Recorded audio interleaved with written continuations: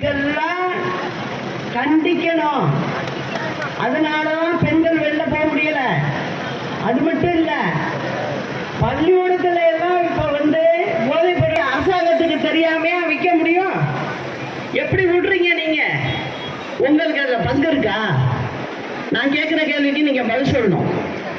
எப்படி இது இவ்வளவு நடமாட்டத்துல போகுது? எல்லா தாய்மார்களும் வயிற்றுல நெருப்ப கட்டிக்கிட்டு இருக்காங்க. பெண் பிள்ளையா இருந்தாலும் சரி, ஆண் பிள்ளையா இருந்தாலும் சரி. இதுக்கு என்ன காரணம்?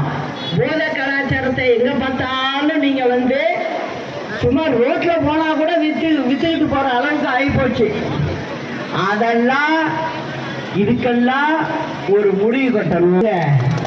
நான் எப்படி வரணும் என்னங்கிறதுக்கெல்லாம் நான் பார்த்துக்கிறேன். அதெல்லாம் ஒண்ணுமே கவலைப்படாதீங்க. நீங்க மக்கள் என்னோட இருக்கீங்க. அது எத்தனை பெரிய கூட்டணியா இருந்தாருன்னா, மக்கள் என் பக்கம் இருக்கிறதுனால நான் இந்த சலசலப்புக்கெல்லாம் பயப்படுறவ கிடையாது. அம்மாவும் நானும் எவ்வளவு பிடிச்சி எங்களை எல்லாம் உள்ளார போட்டீங்க, ஜெயில போட்டீங்க, கொண்டுட்டு போய் 4 வருஷம் ஜெயில அடைச்சிங்க. அப்படிலாம் பயந்து போயிடுவேன்னு நினச்சிக்கிட்டு பண்ண வேலை தான் இதெல்லாம். அதுக்கெல்லாம் பயப்படுற ஆளு நான் கிடையாது. அதனால இப்போ அரசியல் வெளியில மட்டும் பண்ணாதவங்க கோயில்லையும் பண்ண ஆரம்பிச்சுட்டாங்க. எந்த கோயில்லையும் நீங்க போனீங்கன்னா சாமி என்ன உங்கள்கிட்ட 300 ரூபா கொடு, 400 ரூபா கொடுன்னா கேக்குது? யாராவது ஒரு ஏழை எளியவங்க போய் சாமி கும்பிட்டுட்டு வெளில வர முடியல. எல்லாருக்கிட்டையும் இந்த இவ்வளவு பணம் கொடு, அப்பதான் நேரம் போலாம். நீ இதெல்லாம் என்ன? அம்மா இருந்தப்ப அப்படியா? சாப்பாடும் அங்க கொடுத்துருக்காங்க. நீ எல்லாத்துலயும் பெரிய பூட்டை போட்டு பூட்டிட்டு சாமி பேர்ல உள்ள பணத்தை எல்லாம் ஒவ்வொரு விழாவா நடத்திக்கிட்டு இருக்கீங்க. அதே போல கும்பாபிஷேகம் பண்ற நாங்க 1000 பண்ணிட்டோம். இப்ப அடுத்த இதுல சொல்லியிருக்காங்க. என்ன சொல்லியிருக்காங்க தெரியுமா? 5000 பண்ணுவோம். கும்பாபிஷேகம் 5000 பண்ணுவோம்.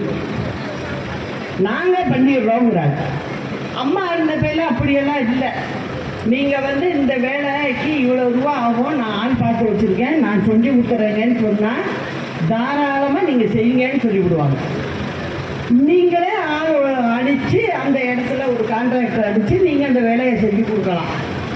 உங்க மனசுக்கும் திருப்தி இருக்கும். சாமிக்கு செஞ்சது நம்மளே செஞ்சோம் அப்படின்னு இருக்கும். அப்படிதான் செய்யணும். ஆனா இந்த அரசாங்கம் அப்படி இல்லை. நீ பணத்தை கொடுத்துரு, மக்களை நாங்கள் பார்த்துக்கிறோம்னு சொல்லிட்டு இவங்க கிட்ட இருந்து வாங்குற பணத்தை எடுத்துக்கிட்டு சும்மா என்ன தெரியுமா பண்றாங்க?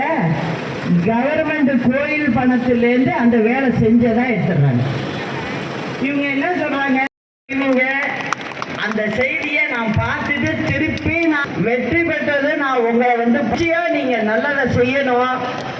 ஒரு சாதாரண ஆட்களை நம்ம நான் இந்த மாதிரி தான் நான் செஞ்சுக்கிட்டு இருக்கேன்.